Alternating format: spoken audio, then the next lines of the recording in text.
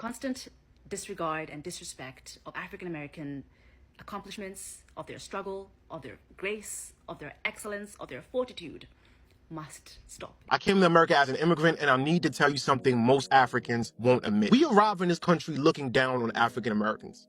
And we have no right to, no history, no context, no right. When I went back this early on in my early teens, we were reading Jane Austen, Charles Dickens, Shakespeare in school. You know who we never read? W.E.B. Du Bois, James Baldwin, Toni Morrison. Not one, not ever, not once. That is not an accident. That's colonial education designed to disconnect us from our history, from our struggle, from each other. Before Africans come to America, we know nothing about African Americans except music videos and movies. We see the poverty, we see the violence, we see the performance, but we do not see the policy. We don't see the history. We don't see the 400 years of theft. We don't know that every single right we have as African immigrants, every protection, every opportunity, every door that opens exists because African Americans bled for it. The Civil Rights Act, the voting rights, fair housing, that wasn't given, that was taken. They faced police dogs, fire hoses, bombs in churches. They were lynched for organizing, assassinated for speaking. And we benefit from it the second we step off the plane, but we don't learn that. We're never taught that. We arrive ignorant and call it pride. So we come to America carrying white supremacist thought, and we don't even know it. We look at African Americans and think, why can't they just work hard like us? Why are they so angry? Why don't they pull themselves up? We repeat that. We believe it. We become it. We judge without remembering they're descendants of people, of us, who were enslaved for 400 years and denied everything after emancipation. We don't know about redlining. We don't know about sharecropping, convict leasing, the destruction of Black Wall Street. We don't know about COINTELPRO. We don't know the government orchestrated crack epidemic. We don't know wealth compounds, and African Americans were systematically prevented from building any. We judge them for the effects. We ignore the cause. We repeat the lie. White supremacy is brilliant. It separated us before we ever met. It taught Africans we're better, more dignified, more hardworking, more pure. It taught us to see African Americans as lazy, criminal, inferior. Meanwhile, it taught African Americans that Africans sold them, which is true but incomplete because it erases European demand, European ships, European guns, European economic system that created the trade. The system wins when we're divided, when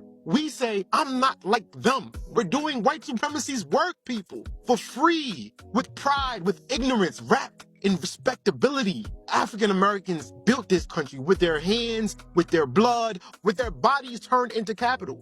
Then they were freed into a system designed to re-enslave them. Then they organized, then they fought, then they died, and then they won the rights the whole world benefits from. The anti-colonial movements in Africa were inspired by the Black Power movement. Martin Luther King, Malcolm X influenced liberation struggles globally. African Americans gave us language, strategy, and vision to fight oppression everywhere. And we repay them with judgment. We repay them with distance. We repay them by repeating white supremacist talking points. We have to address this ignorance. We have to stop it. We have to end it. We're not better. We're not smarter. We're not more deserving. We're just luckier to avoid the specific machinery of American anti-blackness. But make no mistake.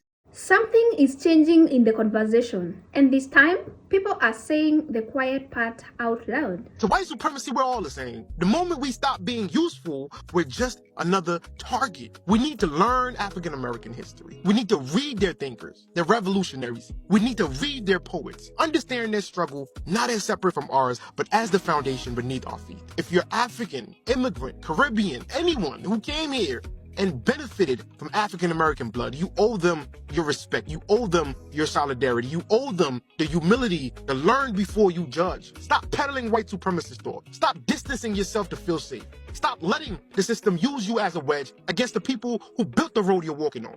We're all Black in America, all of us, every single one. The sooner we stand together, not in competition, not in judgment, but in recognition, the sooner we can all be free. The ignorance has to end. It starts with us. It starts with admitting we carried it here, over the Atlantic. It starts with putting it down. That Africans share about African Americans, because I had a hard time when I first moved here. People used to always tell me, you're not Black enough, you're an Oreo, you're secretly white on the inside, as if I wasn't literally from Africa. But I now understand after living here for 8 years that Black in the United States is a very specific criteria, and anything outside of that just doesn't fit. But I want to help African Americans understand that Africans coming to the United States are immigrants, first and foremost. Then they are Nigerian or Senegalese or whatever country they're from. And then at some point, they are black. But Africans don't put black high up on their identity well, as much as African Americans do. And that is for legitimate reasons on both ends. And so when an African is coming to the United States, they're thinking to themselves, okay, I'm an immigrant here. I have to do my best for myself and my family back home. The sacrifices I took from It is because of the struggle, it is because of the sacrifices of African Americans that we are able to be here, that we are able to enjoy these things. I love blacks. I'm inspired by movies like Bel-Air, Power, that kind of stuff. I'm into those kind of people. Have you dated an African American before? Nah. So you'll be open to dating a foreigner? Yes. Wow, she said that with enthusiasm. This is why I love Kenya, yo. When you get to America, you have to understand America is a system. The first day you enter in America, it's literally having someone on your shoulder saying this, hey, you see this black American kid? He looks like you. He talks like you. He even has the same hair as you, but Charlie, he no be you. You see, look at him. He's shooting guns. He's wearing his pants this way. Oh, look at his hair. You're from Ghana, royal family, Ashanti culture. This is not you. And so as soon as you're at that airport, you disconnect. Oh, that's not me. So whatever you see him, he's suffering with, you talk from day one, oh, that's not you. Don't let the color, fool you. That's not you. Now, what you don't know is this. That same man that met you there has gone to that same black guy in America. Hey, Charlie, you see this African guy? He's not the same color hair as you. He has the same texture. But he's not you. Look at him. He's swinging on trees. Look at his stomach. He can't feed his people. Every negative thing about Africa, they will tell him. So he says, I'm not that neither. So the moment you land in America, you're like this. Separated. You are separated. The system is built.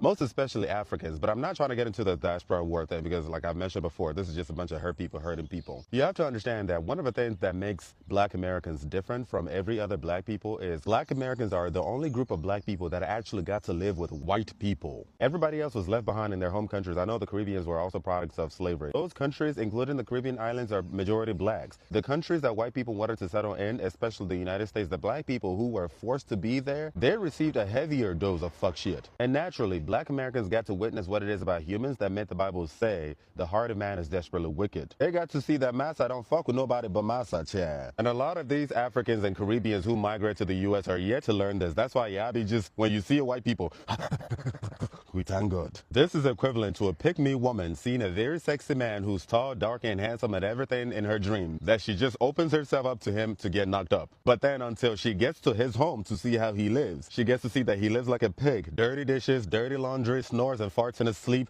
takes the shit and forgets to flush it, doesn't even wipe his ass right. Ooh, yeah. Bad breath in the morning, looking a hot mess. Then you come to see the things that makes him human. And then all of a sudden he ain't shit. But you could have figured that out before you let him knock you up if you were not so obsessed by his physical image. Girl, you should have asked baby mama number 1, 2, 3, 4, 5, 6, 7, 8, 9, 10. You thought 11 was going to be the magic number?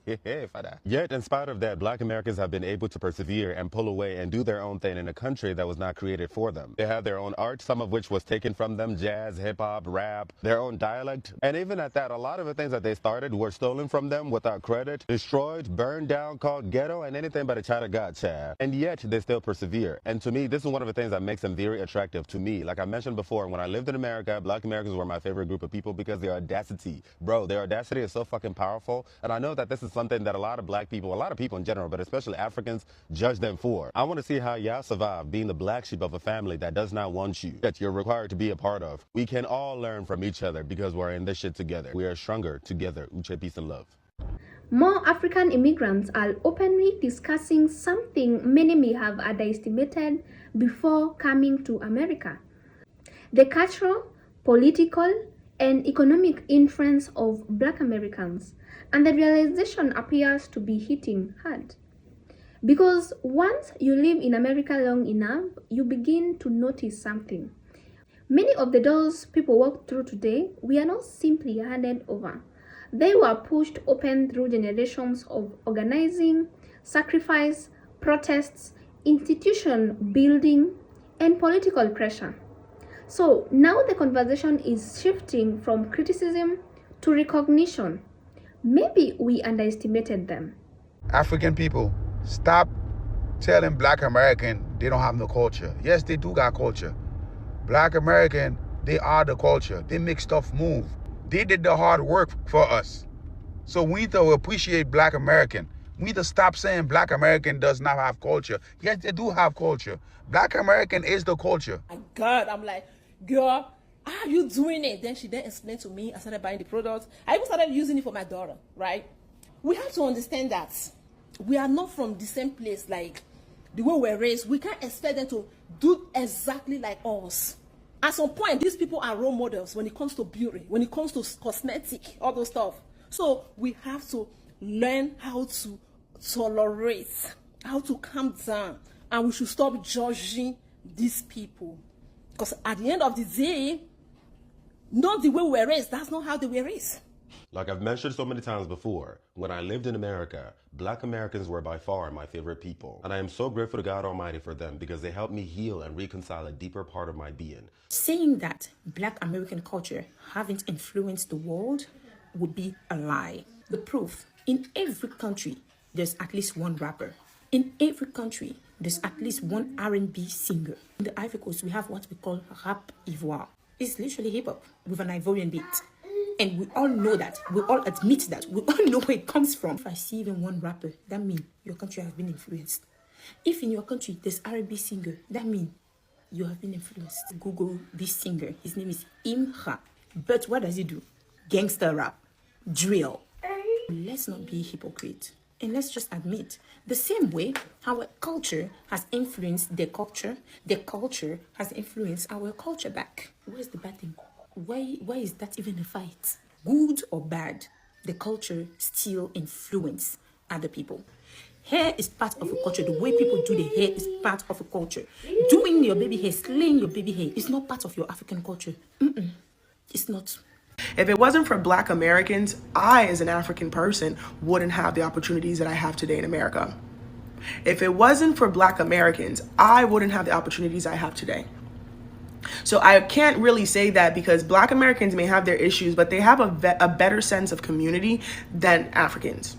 I can say for Nigerians, they have a better sense of community and they enjoy communal, like making sure, I'm not saying that they do it perfectly, but you can tell that they put up a fight for their community. They put up a fight for their community more than Nigerians.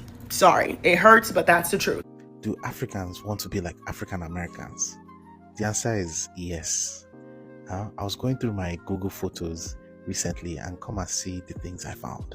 This is specimen 1. This is the first example I found. I had to ask myself, why were we dressed like this? The only reason I could think of was because for the past how many years we have been watching 106 and Park.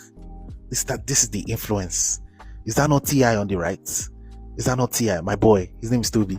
That's why we dress like fake chains. But we did not give a fuck. We wanted to be like you guys. Many of us in this picture had never even stepped out of Nigeria before. But why are we dressed like this? So if any African ever comes to you telling you nonsense, just tell them to shut up, because this is the truth. We wanted to be like you guys. You guys are cool as fuck, so don't be listening to anybody else. Thank you. So today I'm going to be For years, there has been tension and misunderstanding between some African immigrants and Black Americans.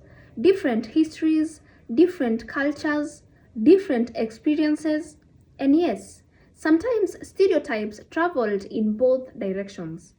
But living in America can change perspective, because eventually many immigrants begin asking deeper questions. Who fought to dismantle legal segregation? Who challenged discriminatory institutions? Who built political organizations powerful enough to force national conversations? Who shaped American music, language, entertainment, fashion, sports, and popular culture?